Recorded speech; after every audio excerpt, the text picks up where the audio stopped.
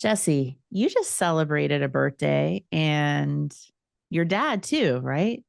Yep. You've been Yep. busy. We're like a week apart, so it's fun. Yeah. What's been cool? What did you guys do? Hmm. Well, if you know anything about me, you know I like music. So for my birthday, we went and played music bingo. And I think I picked up something. So if I sound like Kermit the Frog, Okay, that's why. wait, pause. So last podcast, you were talking about going to trivia at a grocery store where you want a turkey baster. Now what Uh-huh. you're telling me is you also go play bingo. Are Hey, you judge me 85? if you want. Are you Judge me if you want. did you just turn 85 years old? Sometimes I I feel like it. Sometimes I feel like it. No, it actually is pretty cool. I had never played, and it's at this Irish pub near my house that I actually worked Mhm. at in college. And they play like the different boards. God, I do sound like 85. But the different boards are different like genres of music, and they'll play like 30 or 45 seconds of it. And if you have it, you mark it off, and you can hang out with your friends and win gift cards. Well, I And love that for you. yeah, then what was more fun was for my dad's birthday. If anybody knows me, like me and my dad are like this. Two And we, peas in a pod. yep, yep. Um, so we decided, we being me, my sister, and my dad, that we would go run for his birthday. I don't know who does that for fun, but that's what he wanted to do. And so we got there. It's like that meme that's like, did you marry the family that runs on Thanksgiving That's my family. or And eats? I know. That is my family though, for real. We all do like a turkey trot. Anyways, I keep calling myself out. Um, so we went to run and I said, we need to do a mile for every century, you've been alive. And I'm not going to out him on his age, but Right. we ran a certain amount, and for every 0.1 miles, it would be 1 year of his age, Mhm. right? And so um we kind of walked through his life year by year, and it was That's really fun so because I cool. learned a lot about him. So that was what was special for me. So what you're saying is point one was like, okay, your first year of life, Yeah. where were you born? Point two was 2 years old, yada, yada, yada. Yeah. 1 mile is 10. 1.3, yeah, okay. 1.3 was 13 years Yeah. old. That is such a cool idea. Yeah. I mean, by the time we got to like 45, we were all out of breath. So I was it gonna started to say, blur together. right. So if what was he turning? 60? What was he turning? Yeah. 60. 60. Okay. So 6 miles, Yep. right? Yep. Wow. It Ah, was super fun. hey. Well, listen, thanks for showing up today. I know you're not feeling well. It's like Michael Jordan's flu games over here for Jessie. So Hey, I could complain, but I have this cute coffee mug with coffee that I can't taste, and it's 65 degrees outside. So we're going to take right? any win that we can get. Oh, I love it. There's a fall chill in the air. Mm-hmm. Um, and today is pumpkin spice latte release day at No, Starbucks. it's not. Well, Sam told me, so it must be true. I don't know. I don't know. Bonjour. PSL. Heard it on the PSL. internet. Yeah. Okay. Are All you a right. PSL girly? Not really. I mean, maybe a little bit, but that's definitely not my go-to. Okay, it sounds like you're in denial. Just kidding, just kidding. I don't like a pumpkin spice latte because I don't like lattes, but I do like the pumpkin creamer, like just like from the grocery Yeah. store that you can put in your coffee. Yeah. I do like Yeah. that. Mm, okay. Anyways, when I Well, get taste it, we'll talk. now I need to go to Starbucks. So, all right. Well, let's do this thing, Jessie. Let's do it. All right. Episode 22. Can you believe it? Episode 22. Today for Opt, I am joined by my partner in crime, Jessie Suggs. And Jessie, what are online people talking about? They're talking about you. Today, we're gonna, yeah, we're going to do something a little different. And you are going to be the special guest. I want to interview you. Okay. Never really have interviewed you, I don't think. Maybe back like when you first joined Do You Convert and I had you on Opt, and I think we kind of chatted about some things, but It's been a while and I want to do some official questions because, Okay. your journey is really like, other online sales specialists that we work with and even myself where, I first met you when you were in the role. Like I was your coach as an Yeah. online sales specialist. And so to see like how you've gone from, being an online sales specialist, being a lead OSC, coming into the coaching role, we always get that question of kind of like, what's next, like professional development as an online sales specialist. And so I think it's great to spend some time talking about it. So let's go back to how did you even get into the real estate industry? Mm. Well, that's an interesting question. Um, so fun fact about me. So I went to the University of South Carolina Mhm. for all things science. I think we've talked about that before. But what a lot of people don't know is I thought I wanted to be a dentist. So I did all my pre-med stuff. And then my senior year, I did an internship with a dental office and saw the behind the scenes and all the things and quickly learned that people don't take care of themselves like, me and you and, Mhm. our group of people. And it wasn't the minority You of mean like grossness. It was mean like the like a majority. mean like a bunch of like nasty teeth? And It you were was like, so whoa. gross. I was like, this was not what I expected. And so it was like I was on the final lap in the final mile and I had to turn around. So actually, my dad has been in the industry in some way, shape, or form forever. And so he's actually in purchasing for Stanley Martin Homes. But Hmm. at the time, he said, hey, while you're trying to figure it out, and I graduated from college and I worked at this facial plastic surgeon. I don't know. It's so weird, Jen. But I worked at this doctor's office only to also figure out that that's not my scene either. And so he said, hey, there's a position open up at Mungo. I Mhm. think you should apply and just get your feet under you and start to do that. And so I said, you know what? Why not? So I Yeah. applied. But what I applied for was actually marketing. I was Okay. a part of the team led by the amazing Kim O'Quinn. Shout out to the Mungo marketing Woo! chicks. We love you. But I started in marketing, wasn't passionate about it at all. And I say that in the But like nicest way. what were you doing? What were you doing in marketing? Oh gosh. Well, I was trying to learn a whole skill set that I had no clue about. So that was fun. That was a growth opportunity for me. I was new to the industry. So I was trying to learn all things builder. So it kind of felt like I was floundering and I don't like to feel that way. And so it was a good starting spot for me, let me Yeah. say, because I got to learn the ins and outs without being front facing first. But I was doing all the behind the scenes in marketing. So sometimes it was like graphic design with our designer, like some things in Adobe and Photoshop and stuff like that, which I had no business doing. And then some were market website stuff. Some were really anything you name it. I was kind of doing it. Mhm. Collateral for the Yeah. sales team, getting all the swag ready. Um, but when they started the online sales position and the team was growing, Yeah. I kind of said, hey, I think this might be something that I'm interested in. Like I have my feet under me. I kind of know the industry. I know our communities. Yeah. I know our team. And so I jumped right in. Why And did you think it why was it attractive to you? Like, why did you think you would be good at it? What about it were you like, "Oh, this seems good?" to dig back deep, Jen. I think really it was um, how much enjoyment I saw others, specifically Mhm. Natalie Whitener, Yeah. who was my partner in crime for forever. She just seemed like she just enjoyed what she did. Yeah. Like she came to work every day, ready, prepared, Mhm. professional.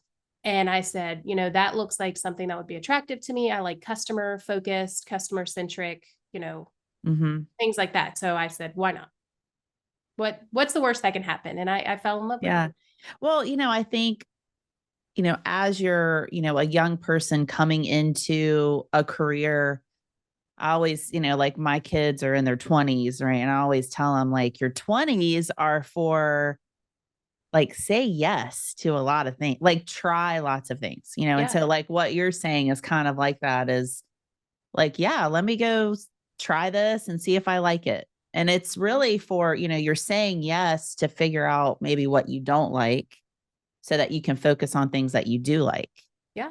So, I encourage you all, if you're a young person starting out in your career, say yes, like try all the things and see what you like, see what you don't. And, I think back, that is a hard question when you think back of like, why did I first get into this role?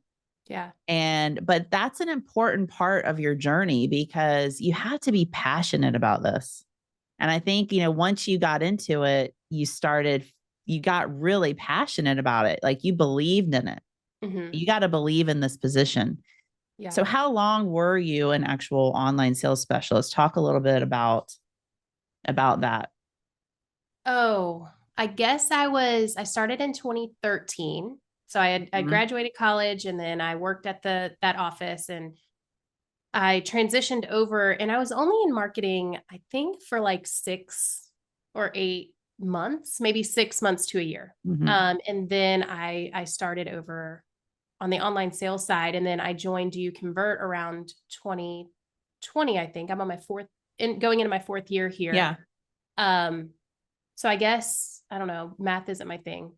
6 years, 7 years, something like Okay. that Okay. between the combined positions. Yeah. Right, combined positions. So what was your favorite thing about, when you were in the role? I think it's like it is in this role is like, it's just things change. And like, I don't like to be stagnant or stationary. Like it could be a pro and a con, but like I always look for the next thing. Mhm. And so it was each customer that came in had a different challenge or a different request or a different need. And being able to problem solve was Mhm. super fun for me. And then when I thought I had it Yeah. figured out, the market would change. And then I got to start fresh again. And it just Yeah. over and over and over again. So I think that was my favorite part. What was the hardest part? Disconnecting for me. Um, Oh, okay. Just like it because you feel like wasn't, you're just on all the time? yeah. Well, Yeah. it was different. I mean, it was a newer program. And so the Mhm. team was very lean.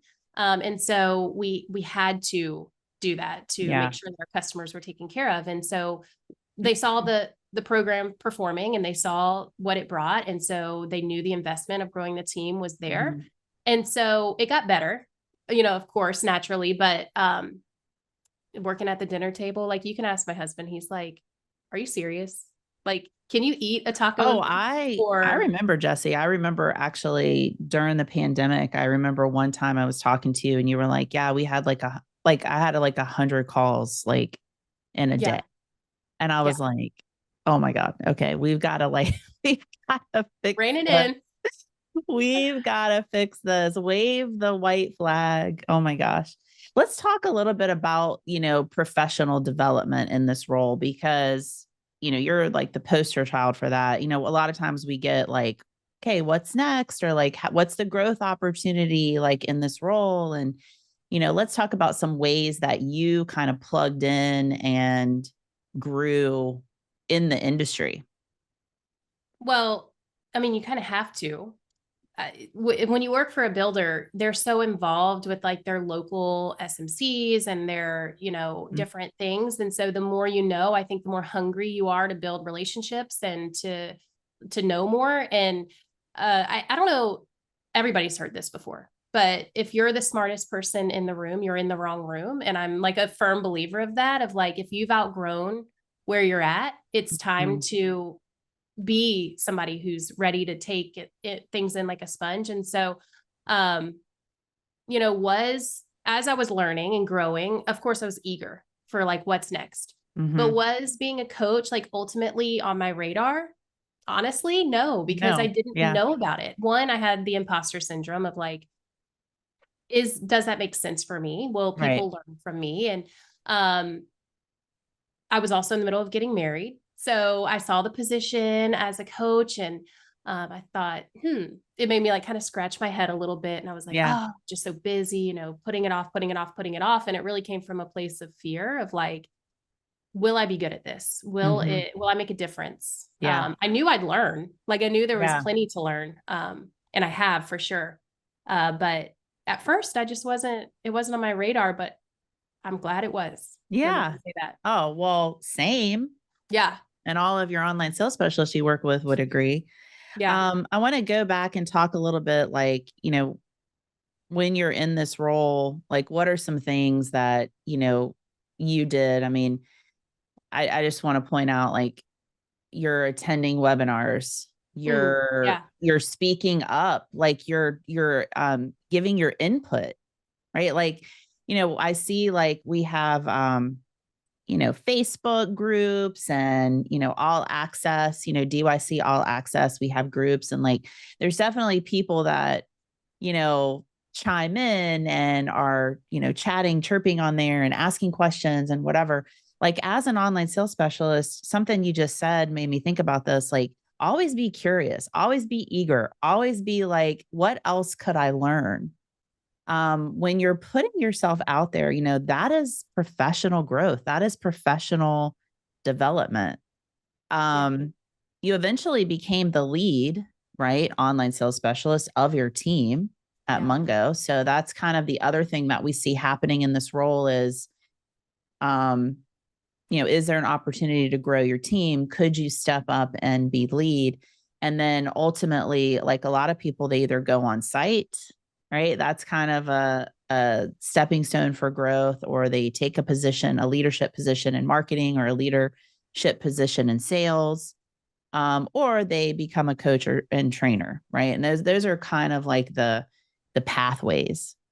So, but I think it starts with the very first thing that we talked about is being passionate about this role, loving what you do, uh, being eager, being curious, wanting to learn. I love it. And then also the other thing with professional development is putting yourself out there to be an award winner, right? So you're a two-time award winner. How did that Team. Yes. team, two-time award-winning team, Yes. right, at Mungo, how did that impact your career when you guys won that? I think it was a little bit of validity that like what we're doing, when Mhm. you compare like what you think the achievement of others is, you're stealing a lot of joy from yourself because you always think, oh, there's someone doing something better. There's someone doing something Yeah. that's giving a greater conversion rate or whatever. Mhm. And when you put yourself out there, I think what I gained the most from that is like confidence and reassurance that what we were doing as a team was making a real difference. And so it just sparked that like desire of like, okay, I'm capable. What's the next step? And it like I got hungry from there. And going back to what you said, Jen, is like if you go into this going, I'm starting in online sales so that I can be an on-site or I can be that, that's great. You're going to develop a set of skills in this position that no one can take from you. Like that's amazing. But like if the role of online sales is your passion and you never know until you try it, Yeah. like you don't view it as a job that you have to get up and it's an exchange of like work for a way to pay your bills, right? You think of Right. it as a career of like, I get to come in today and I get to work with these people and I get to help them overcome their challenges and celebrate their wins and all of that. It's different. It's Yeah. different. So you mentioned being a coach really wasn't on your radar when you were in the seat, but it Yeah. kind of just all of a sudden like slapped you in the face like, "Oh, like, okay, I wanna do this," or whatever. Like, what was there a moment or like a turning point where you said, "I wanna go for it?" Uh yes and no. Like I was like, okay, do I leave what I know? A Mm. team that built who I was as a early professional and like Yeah. fostered creative opportunities and relationships and all of that? Or do I stay comfortable? And that was the word that scared me. Like I was in my head, like thinking about it, and I was comfortable Yeah. and I loved what I did and I loved the company. And my husband works there now because I was Yeah. like, you've got to go. Like that's an Right. amazing Yeah. team.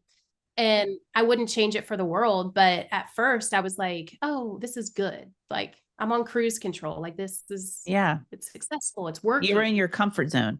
Yeah. Yeah. And so Yeah. that's when I knew I'll never grow if I don't get uncomfortable.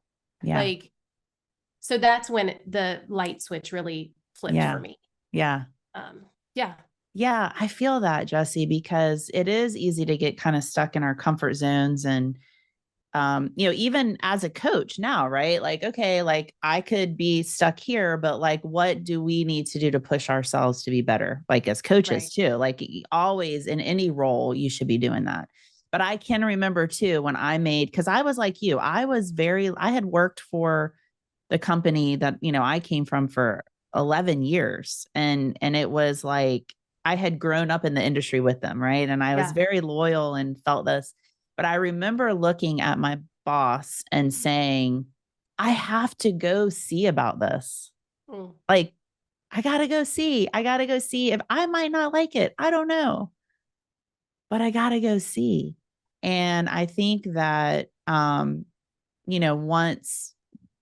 you went and saw about it, it's like, oh my gosh, like I get to bring this passion and help other people, and learn about it just like people helped me in the past, which is really cool. Biggest, go ahead. Well, I just want to say, like I'm going back in the archives of my brain to the moment that I told my boss that I wanted to take a chance, because that's one of the pieces that was holding me back. Was like having that convo. I don't want to disappoint this person that helped me, that, gave me this opportunity. And I sat down, never once, and there's nothing wrong with it, but never once had I cried on the job. Like it's not in my wheelhouse of like emotion to do that. Not a crier. And I sat down in her office, and before I could even say a word, it was just like, I was crying, and I was like, okay, who is this? Like, what is happening? And she goes, I know. And I was like, what? And she was like, you want to take a next step, don't you? And I was like, yeah. And she said, I would be a bad leader, both personally and professionally, to you if I didn't tell you that you should try it. And she's like, you always have a place if something changes. And that was the comfort that came with it. Like I felt like I had proven myself valuable, so that if it just didn't work out, which obviously it did. But if it didn't, I was like, okay, let's try it out. And so maybe I battled that line of comfort a little too much, like knowing I had somewhere to fall back on, but I didn't even turn around. Like it was like full steam ahead. So, woo, I love that. I didn't know the story about you crying. I didn't know you were a crier, Jessie. You're like, I've never seen you cry. Oh my gosh. Okay. Biggest aha moment, like when you came over from doing the role as an OSC over to a coach. Ooh. Well, I think the biggest thing that I've learned, and like the biggest aha moment, is success looks different. Like we all have the same fundamental process. We have the same goal, and that's customer experience, but how you achieve that, what success looks like for you and for your builder, is totally different. And so it's not a one size fits all. So going in as a coach, trying to fit everything in the same mold is impossible. And that's where it's fun. You get to like be creative, and you get to come up with strategic things to try and combat like what's going on. And so figuring out how to piece together the puzzle with the people who are living it is really fun. What's a normal day look like for you? Because, I think one of the misconceptions, I just want to point this out. One of the misconceptions that we get a lot of time as coaches is like that we're on stage, somewhere, and we're presenting and we're, doing all this stuff. And that couldn't be further from the truth. The truth. So what's a normal day look like in Jessie's world? Yeah, that's definitely the 1%. Like that is the, is small, like the smallest thing that we do in our job. Yeah. The daily is, well, I am an online sales specialist by nature, right? Like recovering, so I stick to a schedule. We like to call it, right? I am a non-recovering type A. Like y'all, if you know me, I like to check off the boxes. I like to have completion. I like to make sure all the things are done and everything's tied up with a pretty bow. And so I stick to a schedule. I wake up. Right now it looks a little different because me and my sister are ridiculous and we're training for a triathlon. So I get up a little earlier. And I do that and I make sure that I'm ready and prepared for the day on time every time. Like that's a non-negotiable for me. And then I get my coffee, usually multiple coffees, and I just start my day, and every day looks a little bit different, depending on coaching calls and support calls and content and all of that. But I prepare for the day. I manage all my calls. I make all my notes. I do all my tasks, and I still make sure. And I don't know if I said this on a podcast before, but you always ask the question, if you could go back in time and tell your newbie self something, like what would it be? And I have a list of things I would say, but one of my favorites that I brought in to this job with me is inbox zero, and like cue the eye rolls, right? Like, OSCs are like, yeah, right.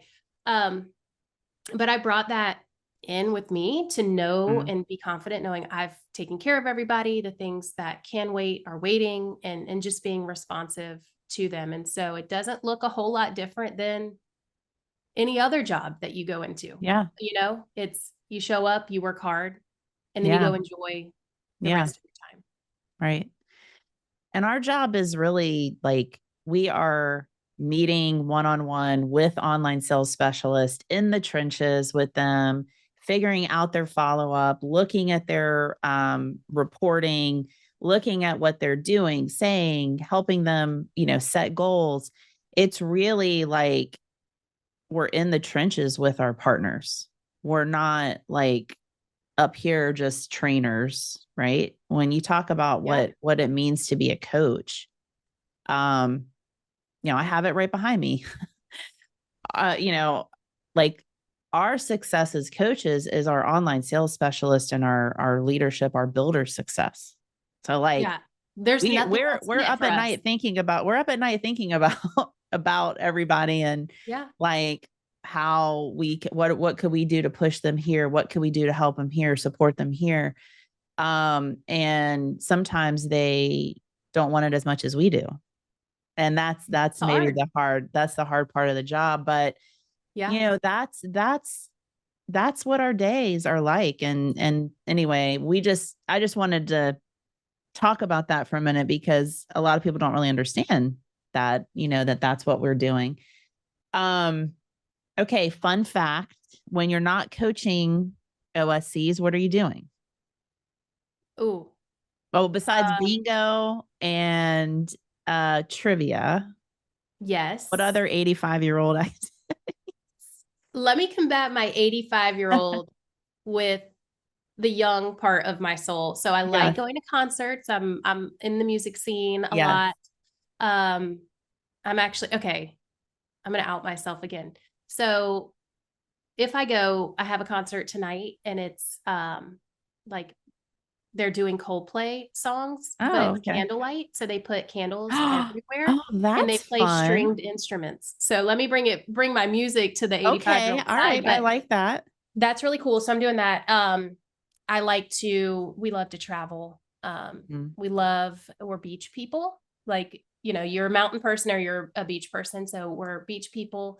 And just training, hanging out with my gym running friends. You're training for a triathlon. You're also running the Chicago half. Yes. As a reminder, Julie. Thank you for the accountability, Jen. By the water somewhere. And then at a NASCAR race, my husband is a redneck, so am I allowed to say that? Yeah, absolutely. Hey, anything so we do that a couple times. Anything goes on here. Yeah. I did get him to get rid of his mullet though, so we'll count that as a win. Win. Yeah. Well, Jessie, I just, it starts with your passion for the role and just the way that you care about the success of others. And that's what made you a phenomenal online sales specialist, first of all, because you're, like you said, customer focused, customer centric. We always say, like, if you're taking care of the customer, that's a win. Like, everything else will fall into place. You'll figure it out. If you're having a disagreement with about something, it's like, what's the best interest for the customer? And then everything else will fall into place. because you have that mindset, that's translated over into your professional development and you as a coach. So thank you for all that you do for Do You Convert. Love that you're my partner in crime. Yes. And yeah, thank you so much for taking the time to share your journey with us. Okay, let's do a skills check because you got to check yourself before you wreck yourself. That's right. Okay, here's your homework, or here's what I want you guys to be thinking about for your skills check is what is one additional thing that you could be doing to like put yourself out there and develop yourself professionally? Is it starting to connect with people in the industry? There's a lot of online sales specialists that don't have a LinkedIn account. I go to look for them on LinkedIn because maybe I want to tag them on something or give them a shout out, and they're not there. Right. Yep. So maybe it's just getting a LinkedIn account set up, connect with other online sales specialists in the industry, see who's won awards and go talk to them. Go ask them questions, go see, especially if you're thinking about applying for the nationals this year, connect with us, like reach out. We want to hear from you. We love talking to people. We love getting questions. Hey, send us, one of the first things you could do is send us a video email with your face asking us a question so that we can talk about it on this platform. So remember, online sales at doyouconvert.com, to the email, and that's putting yourself out there. That's actually getting yourself on the radar.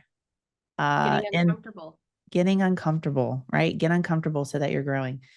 Okay. Until next time, signing off. Thank you, Jessie. We will see you soon. Bye. Bye.